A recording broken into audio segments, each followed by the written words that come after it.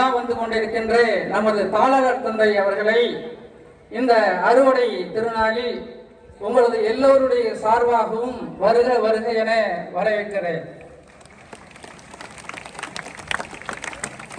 அடுத்து கடிகாரத்தை பார்த்து அந்த முள் எப்பொழுது அந்த 24 என்று 365 அந்த நாட்கள் மூலம் ஒவ்வொரு வினாடியும் ஓடிக்கொண்டிருக்கிறதோ அல்லது இயங்கிக் கொண்டிருக்கிறதோ அதுபோல தன்னுடைய ஒவ்வொரு நிமிடத்தையும் பள்ளிக்காக செலவழித்துக் கொண்டிருக்கக்கூடிய உண்மையிலே அவருடைய ஞாபக சக்தியை பார்த்து வேந்திருக்கிறேன். பார்த்தீங்கன்னா ஒவ்வொன்றுக்கும் ஒரு குறிப்பெடுத்து அந்தந்த இது இவர் இந்த மாணவன் என்ன ஆனா இந்த மாணவன் இப்பொழுது என்ன ஆகியிருக்கிறான் என்று ஒவ்வொரு மாணவனையும் தன் நினைவால் வைத்துக் கொண்டு இந்த பள்ளியினுடைய நலனே தன் நலன் என்று கருதி வாழ்ந்து கொண்டிருக்கும் நம் பள்ளியின் தலைமை ஆசிரியர் அவர்களை இந்த அறுவடை திருநாளில் உங்கள் எல்லோருடைய சார்பாகவும் தமிழ்தாயின் அவதாரங்களாக பாரத தாயின் தவ புதல்வியாக நம் பள்ளியின் அன்னையர்களாக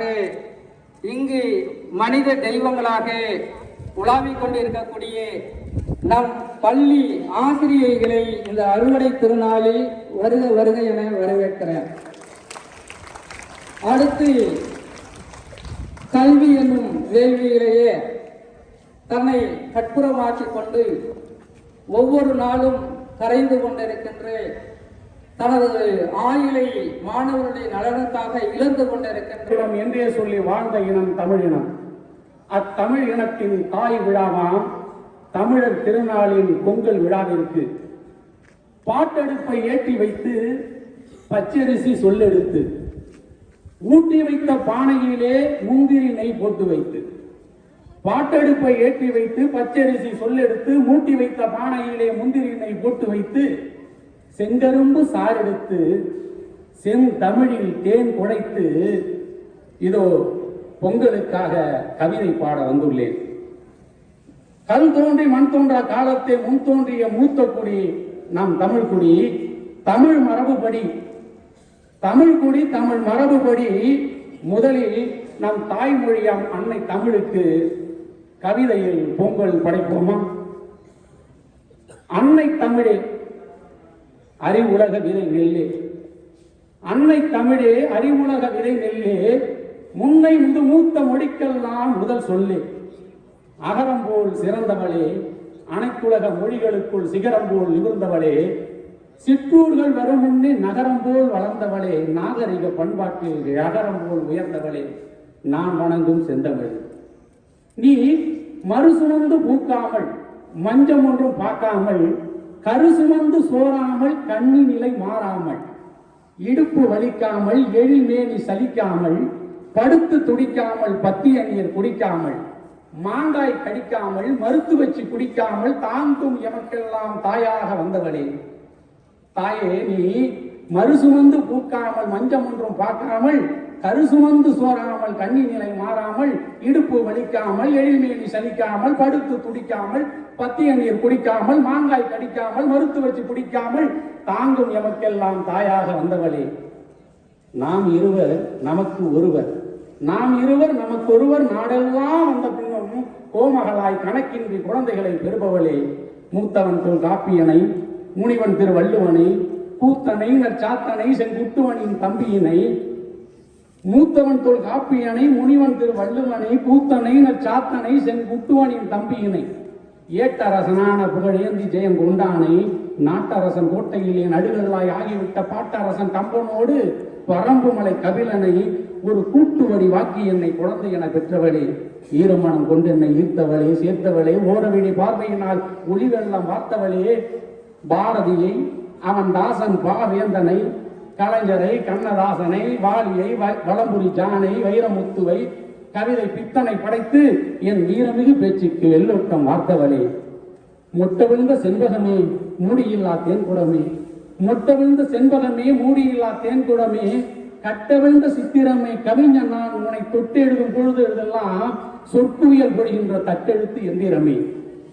நில தாய் தந்த சீதனமே, கிளி பாட்டே மொழி சீட்டே கீரல் விழா இசைத்தட்டே, புலி போட்டு பாத்திரத்தை புதுக்குவதற்கு தேய்ப்பது போல் புளி போட்டு பாத்திரத்தை புதுக்குவதற்கு தேய்ப்பது போல் களிப்பூட்டி என்னை தினமும் கவி நதியில் குளிப்பாட்டி விடுபவளே தாயே தமிழே உன்னை முதற்கண் வணங்குகிறேன்.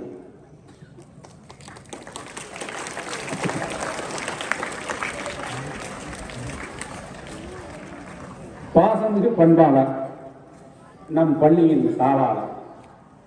பாசமிகு பண்பாளர் நம் பள்ளியின் தாளாளர். நேசம் எனும் சொல்லுக்கு நிரந்தர சான்றாளர். இவர் நேசம் எனும் சொல்லுக்கு நிரந்தர சான்றாளர். நேசம் எனும் சொல்லுக்கு மட்டுமா அல்ல, நம் பள்ளிக்கும் நிரந்தர சான்றாளர். எம் நிரந்தர தாளாளர் தந்தை அவர்களே, ஏஎம் முதல் பிஎம் வரை எடை அயராது இயங்கிக் கொண்டிருக்கும் இயக்க ஆற்றலின் இதயமே எங்கள் தலைமை தந்தையே.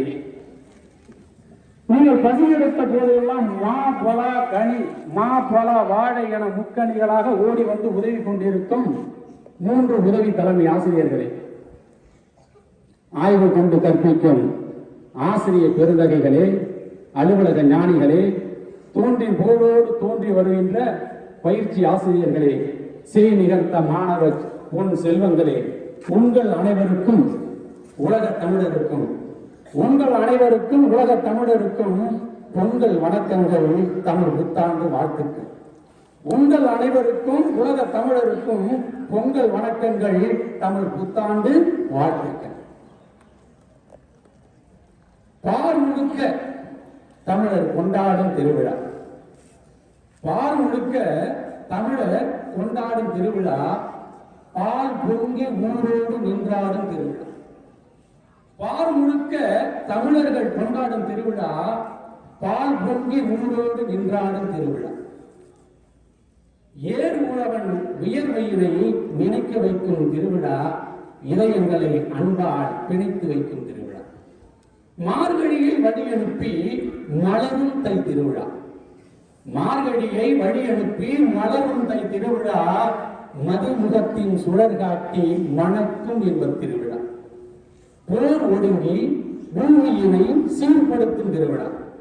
போர் ஒடுங்கி பூமியினை சீர்படுத்தும் திருவிழா, புதியதோர் உணவு செய்ய புறப்படும் இந்த திருவிழா. பண்டிகை எனும் பெயரின் பற்பல விழாக்களை மக்கள் கொண்டாடி மனமகிழ கூடும் என்றாலும், பண்டிகை எனும் பெயரில் பற்பல விழாக்களை மக்கள் கொண்டாடி மனமகிழ கூடும் என்றாலும், எங்களுக்கும் உங்களுக்கும் ஒரு விழா, அது பொங்கல் திருவிழா, தமிழ் புத்தாண்டு திருவிழா. நன்றி. பொங்கலே பொங்கல், பொங்கலே பொங்கல், பொங்கலே பொங்கல். நன்றி, வணக்கம்.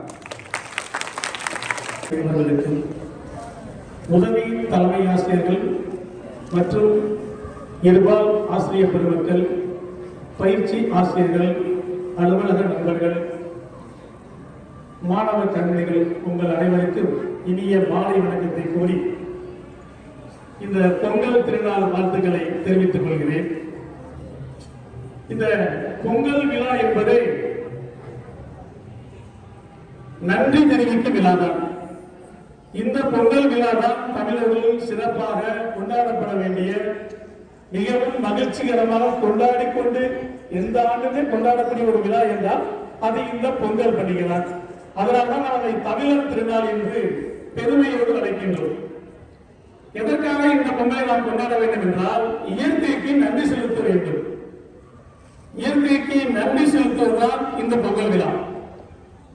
ஐம்பூதங்களான நிலம், நீர், நெருப்பு, காற்று, ஆகாயம், இந்த 5ம் இணைந்து நாம் வாழ்வதற்கு ஏற்ற உணவு வகைகளை தயார் செய்வதற்கு நாம் தயார் செய்து அதை உண்டு கொண்டிருக்கின்றோம். அதற்காக நாம் நன்றி செலுத்த வேண்டும் என்று தமிழர்கள் இப்பொழுது இல்லை, இது பாரம்பரியமாக கடைபிடித்துக் கொண்டு வரக்கூடிய ஒரு விழா.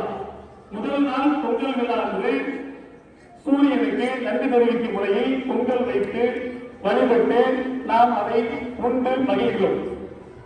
2ஆம் நாளாக மாட்டுப் பொங்கல். இப்ப சந்தேகம் வரலாம் உங்களுக்கு, எதுக்காக மாட்டுக்கு பொங்கல் வைக்கணும் அப்படின்னு. தமிழர்களை வாழ்வோடு பிணைந்த ஒரு உயிரினம் என்றால் அது இந்த மாடுதான். விவசாயத்திற்கு பயன்படக்கூடிய அனைத்து வகையான தொழிலுக்குமே இந்த மாடுதான் மூல காரணமாக இருக்கு. அந்த காலத்துல பாத்தீங்கன்னா கார் இருக்கு அவர்கள் பார்க்க மாட்டாங்க. எத்தனை மாடு வச்சிருக்காங்க, எத்தனை ஆடு வச்சிருக்காங்க, இந்த மாதிரி இந்த கால்நடைகளை வைத்துத்தான் அவர்களுடைய அந்த ஸ்டேட்டஸ் சொல்லுவாங்க இல்லையா, அந்த பணக்காரனா ஏழையான இதை வச்சுதான் நிர்ணயிப்பாங்க. மாடு அதிகமா வச்சிருந்தா அது மிகப்பெரிய பணக்காரர் பண்ணையான்னு சொல்லுவாங்க. நிலங்கள் அதிகமா இருக்கும், மாடு அதிகமா இருக்கும். அந்த மாடு அவங்களுக்கு விவசாயத்துக்கு பயன்படுது. வீட்டுல வளர்க்குறாங்க பசுமாடு, அது பால் தருகிறது. இப்படி இவருடைய வாழ்க்கையில் ஒரு பிரிக்க முடியாத ஒரு அங்கமாக இந்த மாடு வருது. அதனால வருஷம் பூரா நம்ம வேலை வாங்குறோம். ஆனா அதற்கு ஒரு நாளை உருவாக்கி அதை கொண்டாடி அகில வேண்டும் என்று இந்த மாட்டு பொங்கலை உருவாக்கினாங்க. அதை உருவாக்கி அன்னைக்கு பார்த்து மாடெல்லாம் குளிப்பாட்டி பொங்கலாம் செய்ய முடியல தடவி அதுக்கப்புறம் ஒரு கயிறை கட்டி ஓட விட்டு இருந்தாங்க ஆரம்பத்தில். பிற்காலத்தில் கொஞ்சமா போக ஜல்லிக்கட்டு என்று மாறியது. தமிழர்கள் வீரத்தின் அடையாளமாக மாறியது. இதுல என்ன ஒரு பெரிய விஷயம்னா, ஜல்லிக்கட்டு நம்ம நாட்டிலே நடக்குது, வேறு நாட்டிலே நடக்குது. ஆனால் நம்ம நாட்டில் ஒரு அறம் கடைபிடிக்கப்படுகிறது. இங்கு மாடுகள் துன்புறுத்தப்படுவதில்லை. நல்லா பார்த்துக்கலாம், இங்க யாருமே மாடுகளை துன்புறுத்துவாங்க. முடிஞ்சா பிடிப்பாங்க, இல்லைன்னா விட்டுவாங்க. ஆனா மேலை நாடுகளில் நடக்கின்ற அந்த மாடுபிடி விழாவிலே மாடை கொன்று விடுவார்கள். இது ஒண்ணுதான் நமக்கும் அவங்களுக்குள்ள வித்தியாசம். இப்ப இங்க ஒரு அறம் கடைபிடிக்கப்படுது. அதனால அந்த மாடுகள் பாட்டி அவங்க செய்ய வேண்டிய அளவு சாதனை செஞ்சு அதை விளக்கிட்டு இருந்தாங்க. அப்புறம் மஞ்சள் வேட்டு வந்துச்சு, ஜல்லிக்கட்டு அது கூட இடையில தடைபட்டுச்சு. அதுக்கப்புறமாக நம் தமிழர்கள் ஒன்று கூடி போராடி மிகப்பெரிய வெற்றியை பெற்று இன்று நாம் ஜல்லிக்கட்டு நடத்திட்டு இருக்கிறோம். அவை அந்த மாடுகளுக்கு நன்றி தெரிவிக்கும் விழா தான் இரண்டாவது மாட்டு பொங்கல். மூன்றாவது பார்த்தீங்கன்னா காணும் பொங்கல். தை மாதம் கலந்து வச்சு பொங்கல் கொண்டாடிட்டோம். நம்மளுடைய மூத்தவங்களை நம்ம சொந்தக்காரங்கள மூத்தவங்களை போய் நம்ம சந்திச்சு அவங்களுக்கு ஆசீர் பெறக்கூடிய விழா தான் காணும் பொங்கல்.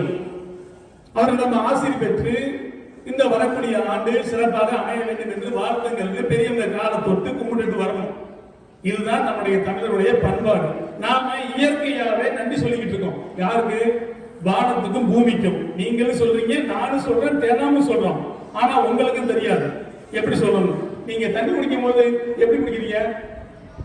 குடிக்கிறீங்க. அது எதுனா வானத்தை பார்த்து நன்றி சொல்வது. ஒவ்வொரு முறையும் நீர் அருந்தும் போதும் எனக்கு நீர் வந்ததுக்கும் உங்களுக்கு நன்றி தெரிவிக்கிறது. அண்ணாலும் சாப்பிடும், தண்ணி குடிக்கணும். சாப்பிடுற போது குமிஞ்சுதான் சாப்பிடலாம் இல்லையா? சாப்பாடு எங்கிருந்து வருது? பூமியிலிருந்து தானே வருது. அதனால நம்மள அறியாம நம்ம பூமி தாய்க்கு நன்றி சொல்றோம். நாம ஒவ்வொரு நாளும் நன்றி சொல்லிக்கிட்டு இருந்தாலும் சிறப்பாக அதற்கென்று ஒரு நாளை உருவாக்கி நாம் நன்றி சொல்வதால் இந்த பொங்கல் விழா என்பது நன்றி பெருவிழா. அதை மகிழ்ச்சியோடு கொண்டாடுவதற்காகத்தான் இனிப்போடு தொடங்குகிறோம். நன்றி, வணக்கம்.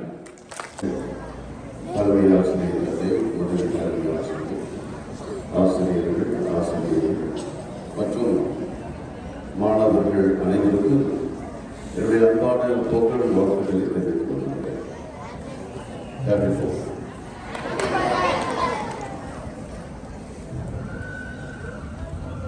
இறைவன் நமக்கு தந்த இயற்கை மிகப்பெரிய கொடை.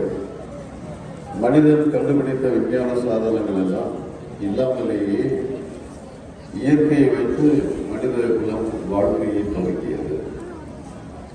பயணப்பட்ட குதிரை,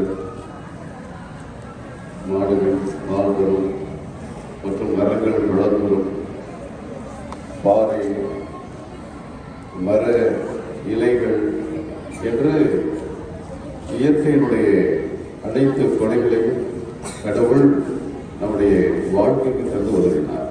அதை இன்றும் நாம் பயன்படுத்திக் கொண்டிருக்கின்றோம். அதோடு மனிதனுடைய உழைப்பு சேரும்போது அது மிகப்பெரிய புதுமையை நமக்கு தருகிறது. ஆகவே ஒவ்வொரு மனிதனும் உழைக்க கடமைப்பட்டவர்கள்.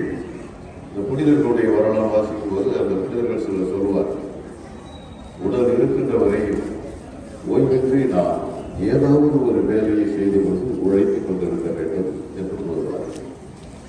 ஆகவே நம்முடைய உடலும் உழைப்புக்குரியது. இறைவன் நமக்கு தந்த அறிவும் உழைப்புக்குரியது.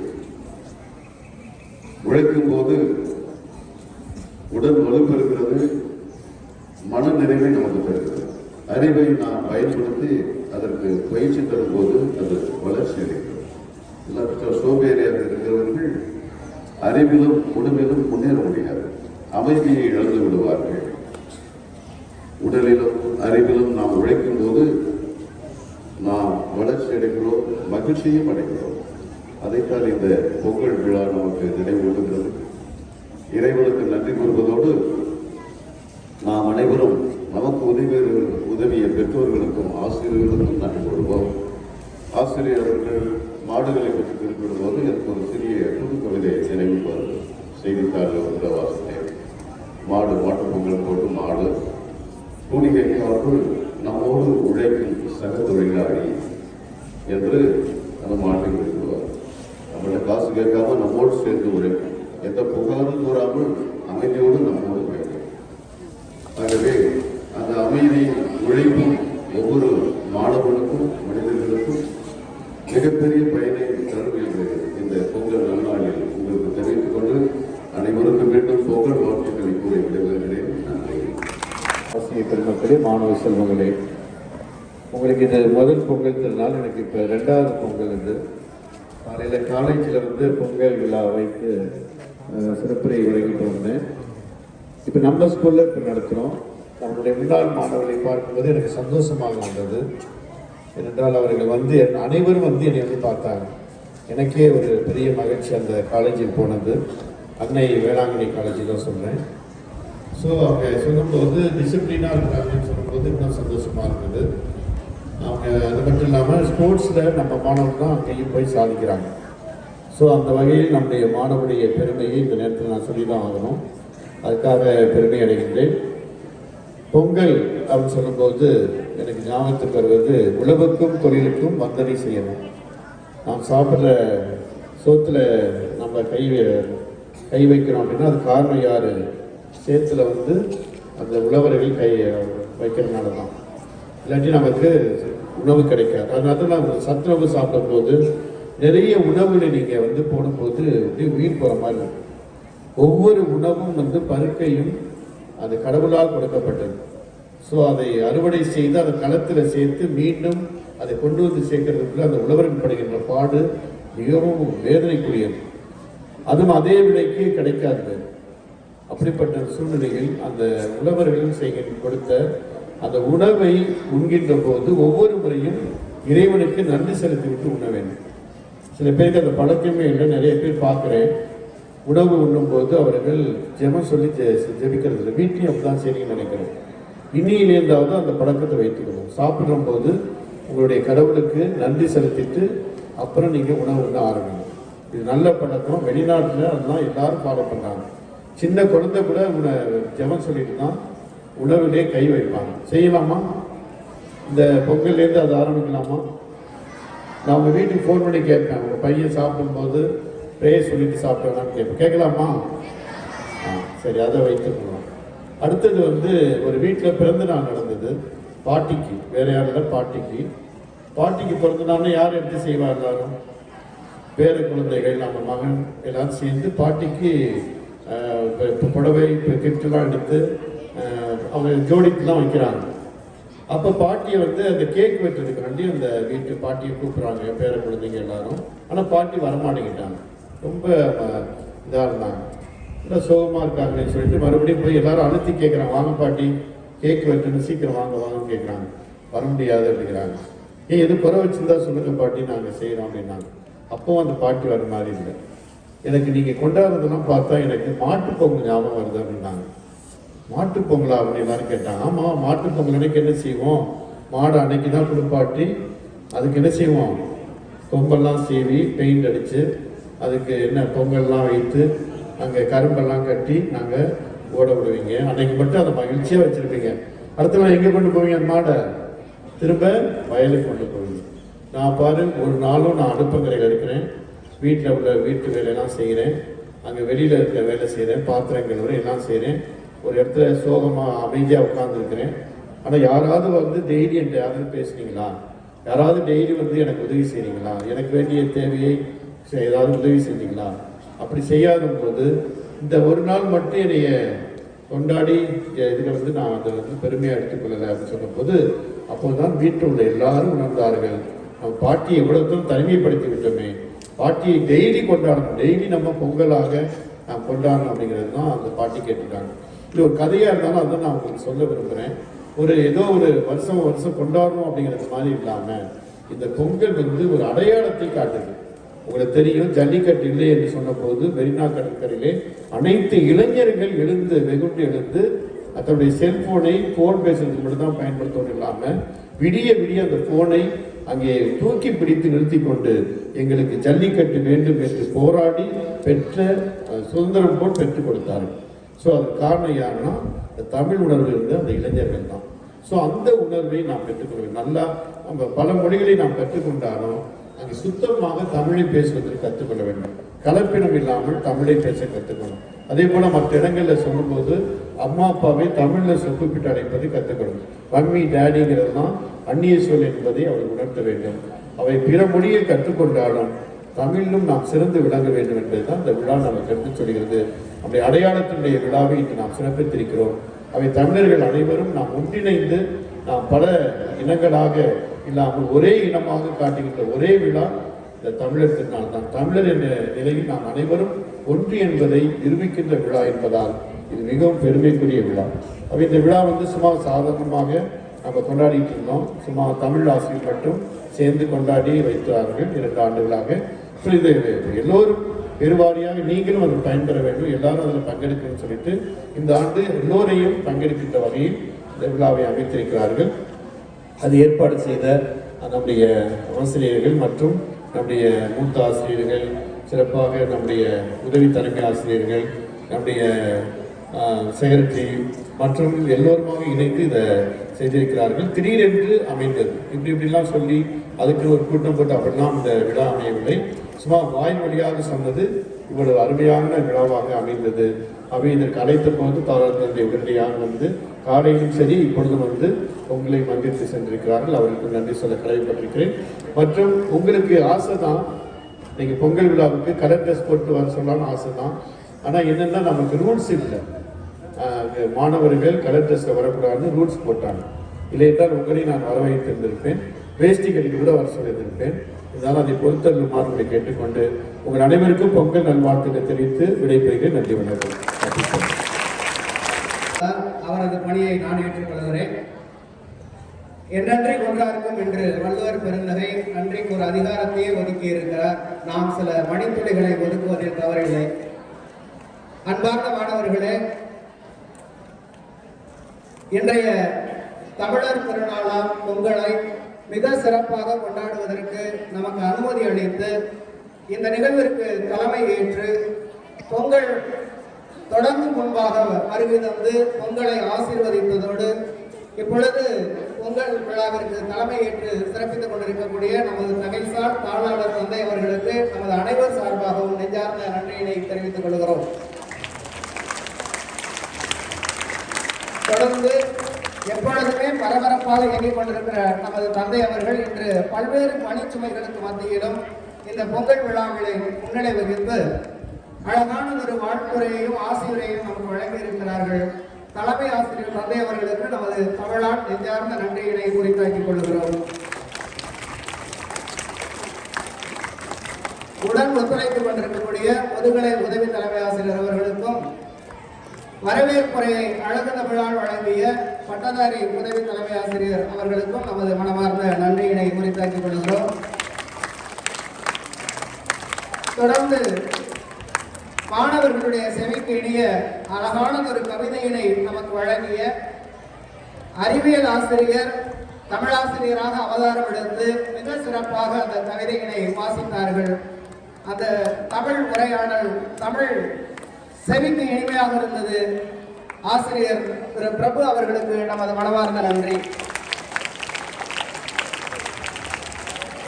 தொடர்ந்து தமிழர் திருநாள் பற்றி உங்களுக்கெல்லாம் அழகானது ஒரு உரையாற்றிய பட்டதாரி தமிழாசிரியர் அவர்கள் திரு பி இருதயராஜ் அவர்களுக்கும் நமது மனமார்ந்த நன்றி.